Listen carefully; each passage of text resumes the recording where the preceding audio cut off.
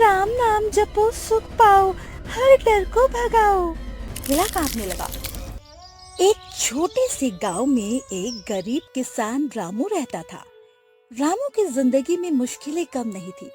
उसकी फसलें बार बार सूख जाती थी और उसका परिवार भूखा रह जाता था। गांव के बाहर एक पुराना खंडहर किला था। लोग कहते थे वहां एक क्रूर राजा की आत्मा भटकती है जो सैकड़ों साल पहले वहां राज करता था। कोई उस किले के पास जाने की हिम्मत नहीं करता था। रामू की झोपड़ी गांव की आखिरी छोर पर थी।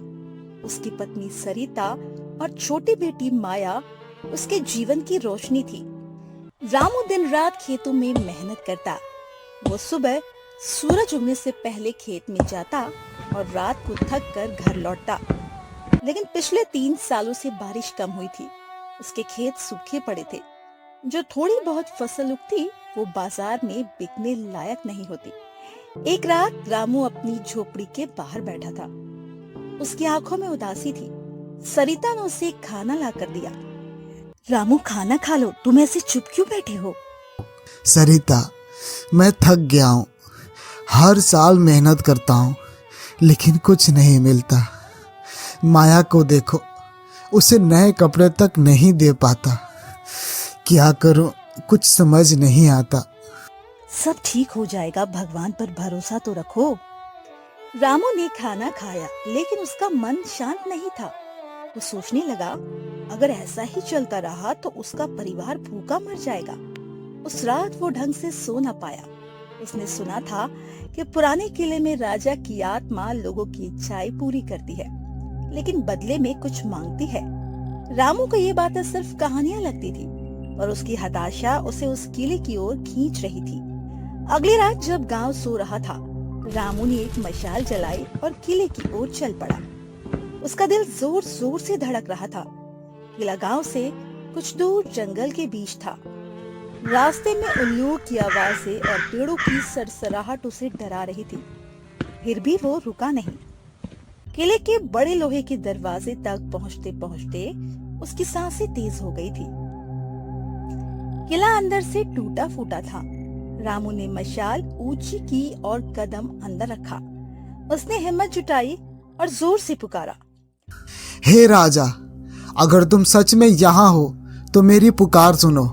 मैं एक गरीब किसान हूँ, मेरी मदद करो। कुछ देर तक सन्नाटा रहा।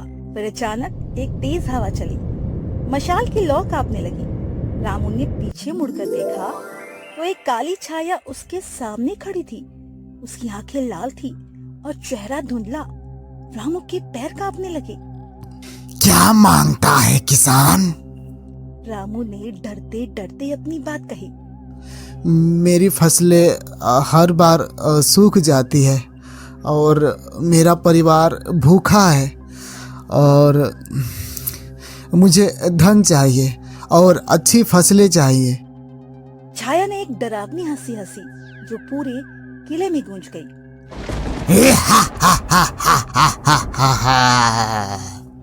ठीक है रामू, मैं तुम्हें अथाह धन और हरी भरी फसल दूंगा, लेकिन बदले में तुम्हें हर साल अपनी सबसे कीमती चीज मुझे देनी होगी।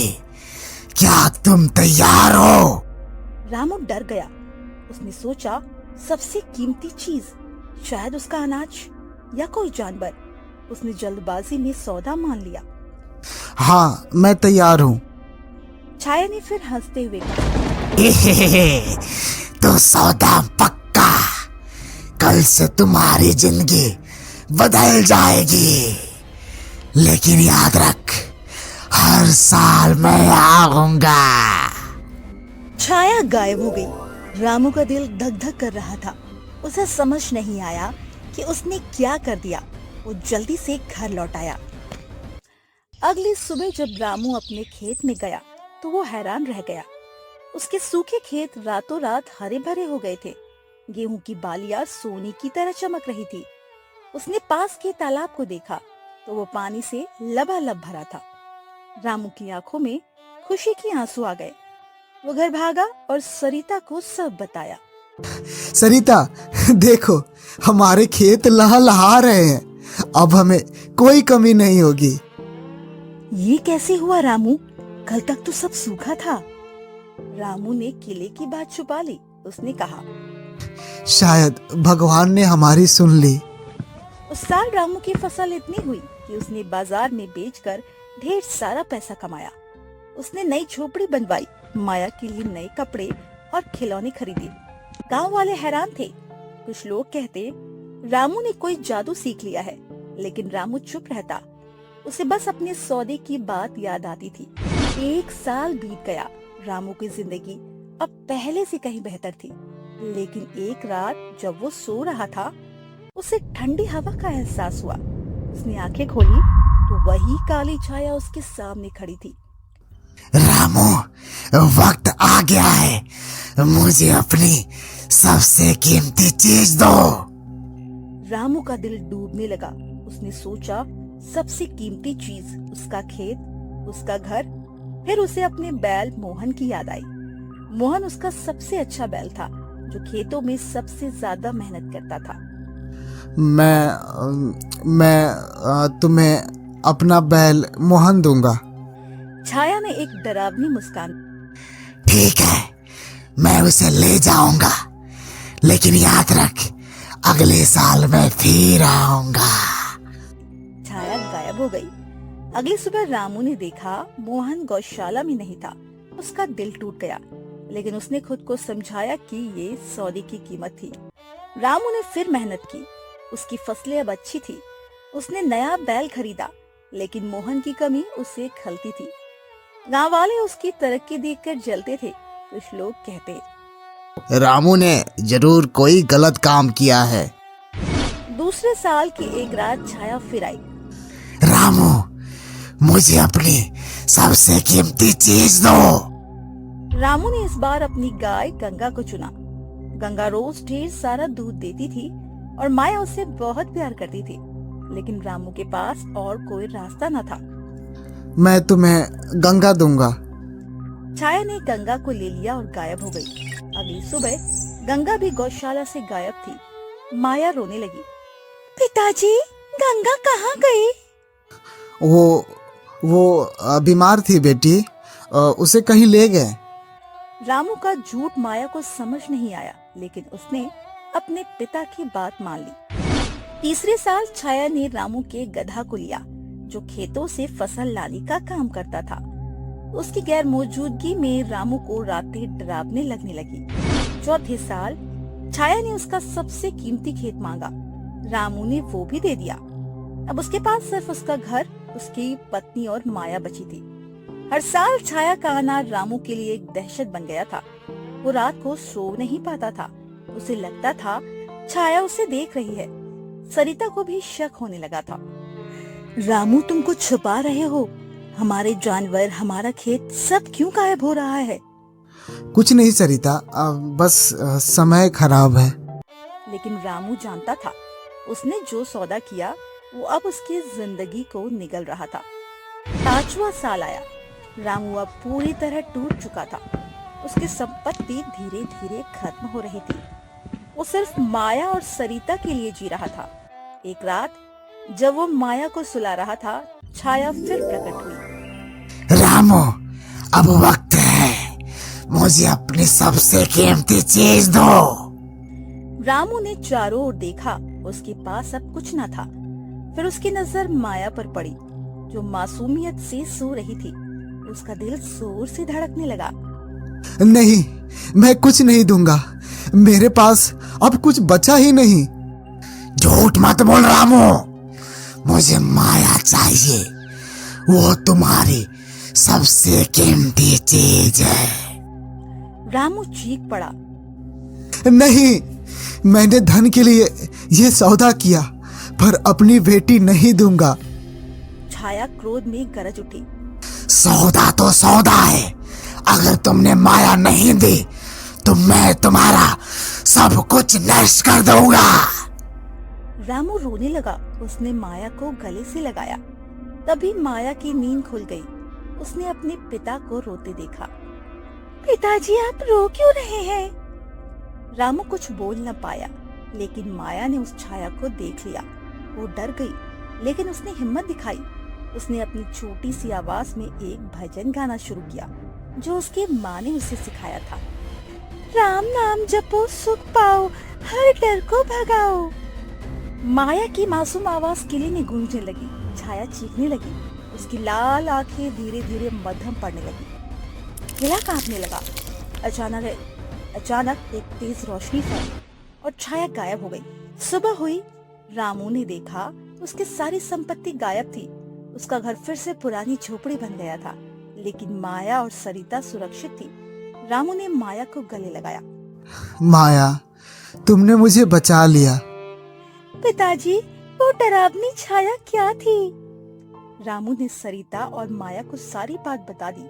वो रोते हुए बोला, मैंने लालच में ये सौदा किया, लेकिन अब मैं कसम खाता हूँ कि कभी ऐसा नहीं करूँगा।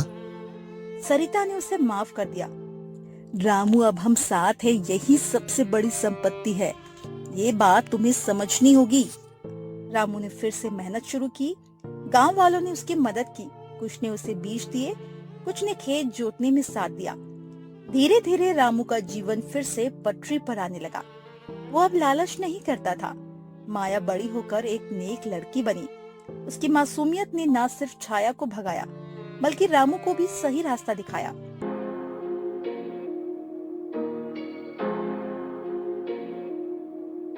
एक रामपुर नाम का छोटा सा गांव था। उस गांव में रोज रात को एक अजीब घटना घटती थी।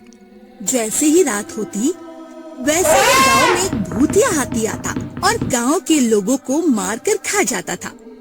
लोग इस भूतिया हाथी से बहुत परेशान थे।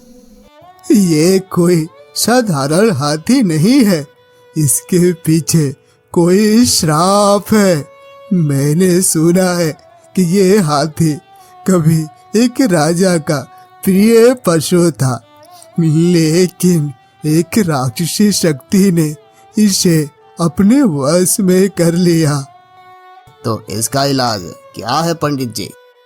केवल एक जादुई तलवार ही इसे मार सकती है। वो तलवार जंगल के उस पार काली गुफा में रहने वाली चुड़ैल के पास है, लेकिन उसे हासिल करना आसान नहीं है। गांव वालों में सन्नाटा छा गया। कोई भी उस चुड़ैल का सामना करने की हिम्मत नहीं जुटा पा रहा था। तभी भीड़ में से एक युवा शिकारी रघु खड़ा हुआ। उसकी आंखों में दृढ़ता थी। मैं जाऊंगा, मैं उस तलवार को लाऊंगा और इस श्रापित हाथी को खत्म करूंगा। गांव वाले उसे देखकर चकित थे। रघु एक कुशल शिकारी था। रघु का घर गांव के किनारे ही था।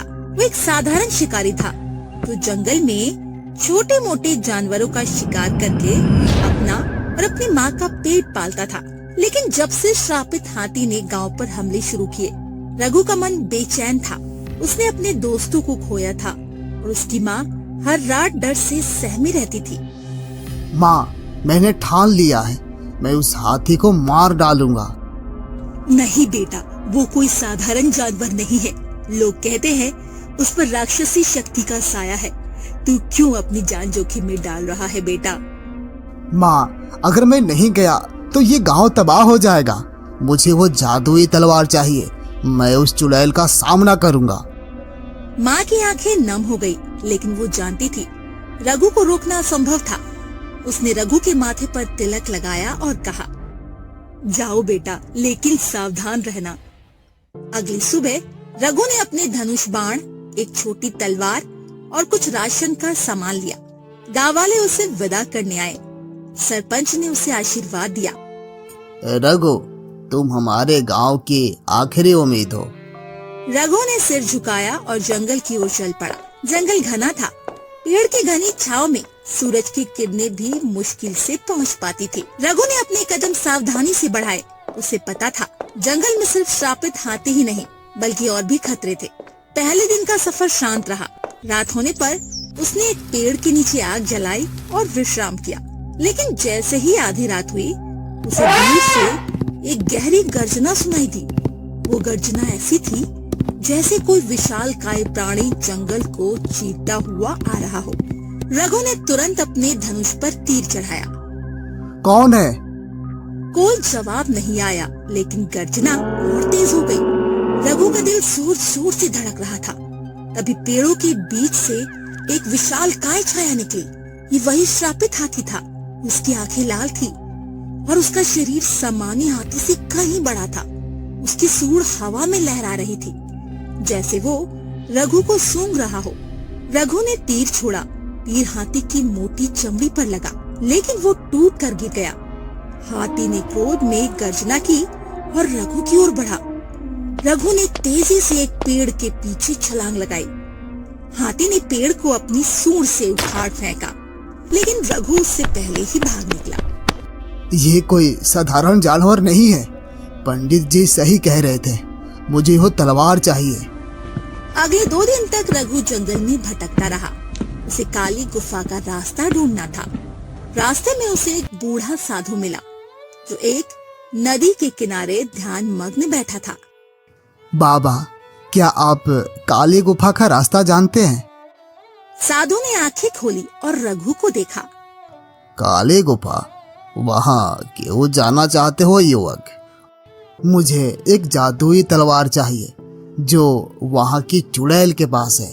वो तलवार ही उस श्रापित हाथी को मार सकती है। साधु ने गहरी सांस ली। वो चुड़ैल कोई साधारण प्राणी नहीं है। उसने कई साहसी योद्धाओं को अपने जादू में फंसाया है। लेकिन अगर तुम्हारा हौसला इतना पक्का है तो सुनो, काली गुफा इस नदी के किनारे 7 पहाड़ों के पार है।